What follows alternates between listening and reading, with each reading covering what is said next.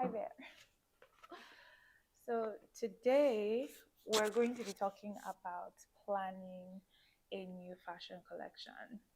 And instead of just talking to you about how I go about planning a new fashion collection, I thought it would be more interesting to show you. So, in this video, you're going to come along with me on the journey of creating a new fashion collection.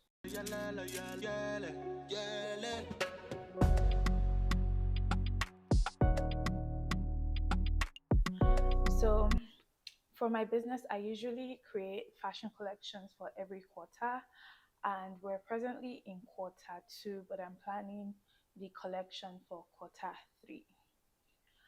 So this is my notepad that I actually just got this because I'm away from home now, and I actually usually draw on like A4 papers, but because I'm traveling, it makes sense to have all my designs in one place. So yeah. So I'm going to be talking about this. I've split my process into 5 stages, and we're presently in the first stage. So I'm going to walk you through all the stages. So the very first stage is the pre-planning stage. The second stage is the designing stage. The third stage is the fitting stage. The fourth stage is pre-launch, and the fifth stage is launch stage. So at every sometimes some of these stages sort of like interlock, but for the most part, this is how I would design, and this is how like I bring the collection to life. So presently I'm in the pre-planning stage slash designing stage. So in this stage, what I'm doing is I'm coming up with a budget, I'm doing my research, I'm saying, okay, what are the themes I want to explore, what are the colors I want to explore, what exactly is this collection even going to be about.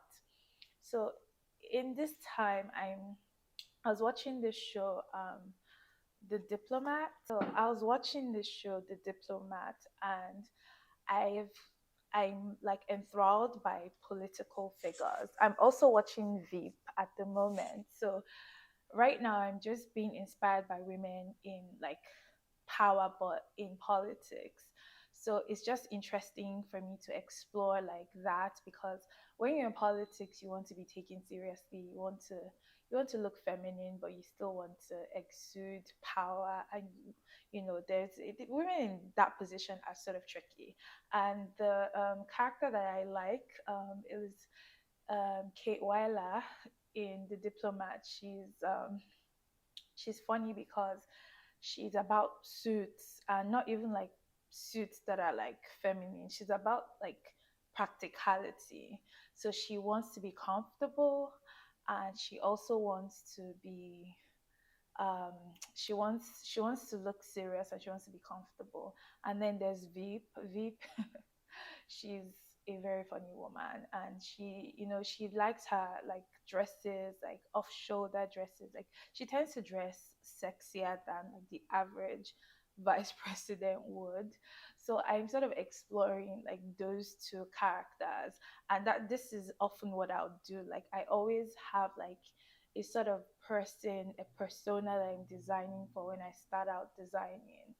And so in this stage now, I'm just sketching. I'm just playing around with different concepts. I'm playing around with pleats a lot in this time because I find that pleats are very feminine, but they can also like um, introduce structure to a garment in a very beautiful way. So pleats are also something that I'm playing around with. And in this stage too, I would create a mood board. And the mood board is not necessarily to, I should be looking there. The mood board is not necessarily to like direct me specifically. It's only to just give like a general guide. I use my mood board as a form of like vision board, like okay, this is what I'm trying to achieve, this is the energy, this is the vibe, this is the aura that we're trying to exude with this collection. The designing stage, This stage is actually like one of the most exciting but equally frustrating stages. So this is a stage where the sketches are going to be interpreted into patterns and then cut onto fabric, and then the sample is made. So let me walk you through that again. So first off, we start out with a sketch. So the sketch can be like a figure sketch or like a flat lay sketch. So when I do my sketches, I make sure that they're as detailed as possible. So ideally, you would do a sketch and then you would do a tech pack. So what a tech pack is a document that shows you every like all the different aspects of the garment. It's a very, very detailed document. And most fashion designers would do this because oftentimes things can get, even with sketches, things can get like misconstrued. For instance, you don't know whether this is supposed to be 2 inches or 5 inches. Or I'm gonna admit that I don't usually do a tech pack just because I'm lazy. Because tech pack just takes so much time. So instead of doing a tech pack, I would send the sketches to my pattern drafter and then work alongside with him to create the patterns. So after the patterns are created, then they're laid on fabric and cut. After the fabric is cut, then the sample is made.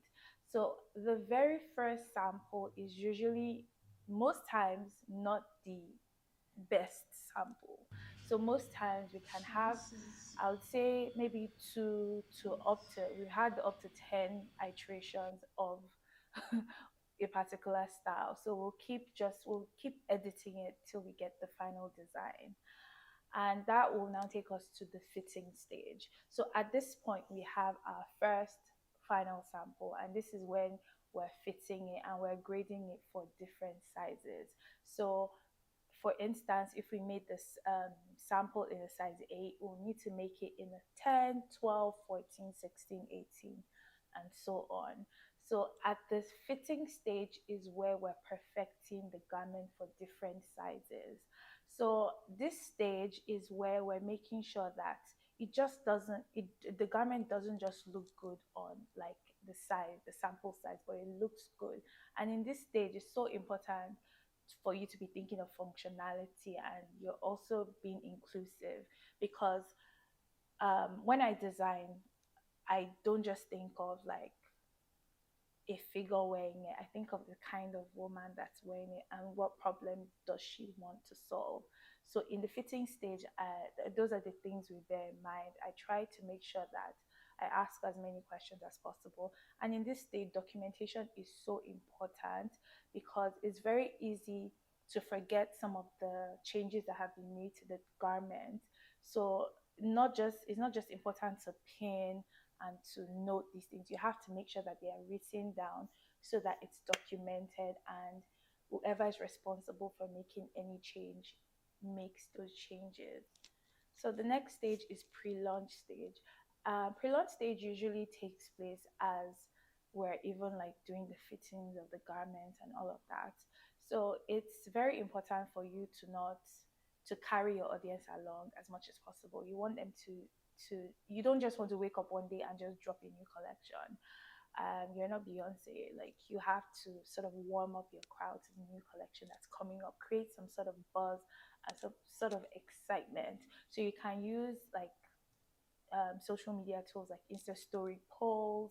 You can use email marketing. You can use text marketing to sort of create that anticipation for the collection. So some of the content you can create in this time is like BTS content. You can ask your audience like fabric, or help me select the fabric. In this stage, it's so important to carry your audience along with you so that by the time you now launch, it's like they're ready. The pre-launch stage is also when you're doing your model scouting.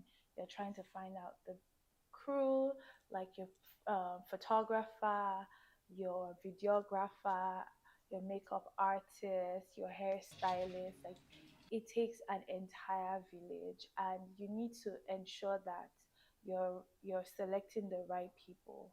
I usually what I'll do is I usually go on Instagram. Like, normally when I'm on Instagram, I'm not just like using Instagram like a regular user. I also do my research on Instagram. Like if I see a photo shoot and I like how the model looks, or I like the photography, I would save that for a later date. So I have like collections where I'll just save things, whether it's on TikTok or on Instagram or even on Twitter. Sometimes I'll see something that like speaks to me and I'll save that person's contact so that when I'm doing my shoot another day, I can use the person. So the selection usually for me is just really on social media. I do most of my scouting on social media, and you can also use agencies for like models. There's so many agencies for models that you can reach out to, and you can tell them your specifications, and they'll give you a model that works with those specifications. And it brings me to the last and the final stage. The last and the final stage is the launch stage. So you have to think of the platforms where you're going to be launching. You have to be thinking of your channels. You have to also be exploring as many possibilities for reach as possible, whether you're going to be doing ads or you're going to be using influencers to push the collection. It's so important that the collection does not remain on just your page. Make sure that you're sending out press releases. Make sure that you're gifting influencers, or you're actually doing paid influencing. Make sure you explore as many channels as possible. And I'll go back again to the pre-planning stage. The success of your collection is dependent on all the work you've done at the beginning. So at the pre-planning stage, make sure that you've done your budget, make sure that you have like a marketing strategy, you have a content strategy in place that sort of ties in everything about the collection. Make sure that your collection, you're telling some sort of story with your collection, because people buy into storytelling. It's a very, very powerful tool for pushing collections. Also, make sure that you're exploring trends. For instance, some colors are hotter than some colors in some seasons. So make sure that you know what colors are trending, because if your collection is in those colors, the likelihood that they will sell more is higher. So make sure that you're not designing in a bubble. Make sure that you know you're aware of what's current and what's like in, because that will also impact the success of your collection. I need to highlight the importance of teamwork in the process of creating a collection. It's not just me.